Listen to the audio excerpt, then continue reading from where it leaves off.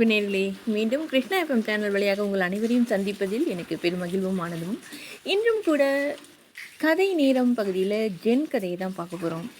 பாருங்கள், நிகழ்ச்சிக்குள் செல்லலாமா? ஜென் என்றால் இயல்பாய் இருத்தல் என்பதுதான் அர்த்தம். எது நடந்தாலும் அதன் போக்கில் விட்டுவிடு, எதையும் விரும்பாதே, எதையும் வெறுக்காதே. இதுதான் ஜென் தத்துவம். ஜென் குருக்கள் இந்த தத்துவங்களை பின்பற்றி வாழ்ந்துட்டு வந்தாங்க. ஒரு குயவன் ஒரு ஜென் குருவிடம், பண்டிகை வரப்போகிறது, அதற்கு பலி கொடுப்பதற்கு தான் இந்த ஆட்டை கூட்டி செல்கிறேன் அப்படின்னு சொன்னான். பலியா அப்படின்னு குரு வியப்போட கேட்டார். ஆமாம் சாமி, தெய்வத்துக்கு திருவிழா அன்றைக்கு பலி கொடுத்தால் விசேஷம், தெய்வம் மகிழ்ந்து வரம் கொடுக்கும், எல்லாம் சுவிச்சமாக இருக்கும் அப்படின்னு அந்த குயவன் சொன்னான். இதை கேட்ட குரு எழுந்தார். அந்த குயவனின் மண்பானையை எடுத்து ஓங்கி தரையில் அடித்தார். பானை துண்டு துண்டாக சிதறியது. குயவன் கோபத்தோட துறவியை பார்த்தான். துறவி நிதானமாக கீழே குனிந்தார்.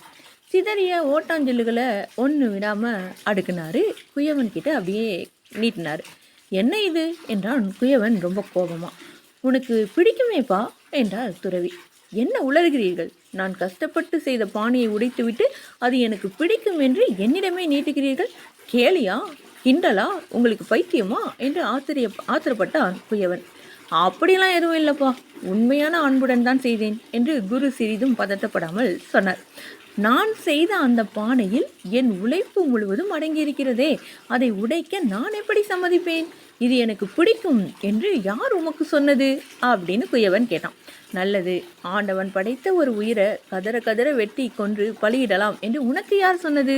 இதை இறைவன் மகிழ்ந்து ஏற்றுக்கொண்டு வரம் தருவான் அப்படின்னு நீ எப்படி நம்புற அப்படின்னு கேட்டாரு அந்த ஜென் குரு. எந்த தாய் தன் குழந்தை கதறுவதை கேட்டு சகிப்பார்?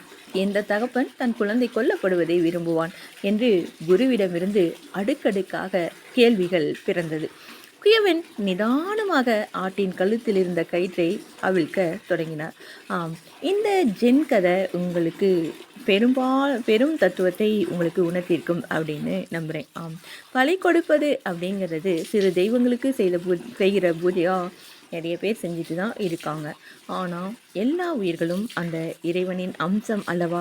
அதை உணரத் தொடங்கும் பொழுது இந்த பிரபஞ்சத்தை நாம் நேசிக்க தொடங்கி விடுவோம். எல்லா ஜீவராசிகளிலும் இந்த பிரபஞ்சத்தில் இருக்கும் அசையும் அசையா பொருட்கள் எல்லாவற்றிலும் நாம் அந்த இறைவனை கண்டு கழிப்போம் என்பதை இந்த ஜென் கதை நம்மளுக்கு உணர்த்துகிறது அல்லவா? அன்பர்களே, இந்த கதை பற்றி தங்களுடைய மேலான கருத்துக்களை தெரியப்படுத்துங்கள். மீண்டும் இதே போல ஒரு கதை நேரத்தில் சந்திக்கலாம். அதுவரை உங்களிடமிருந்து விடைபெறுவது நான் உங்கள் அன்பரை பல சகோதரி இளைவேணி கிருஷ்ணா. வணக்கம் அன்பு நேய சொந்தங்களே. நன்றி நேயர்களே.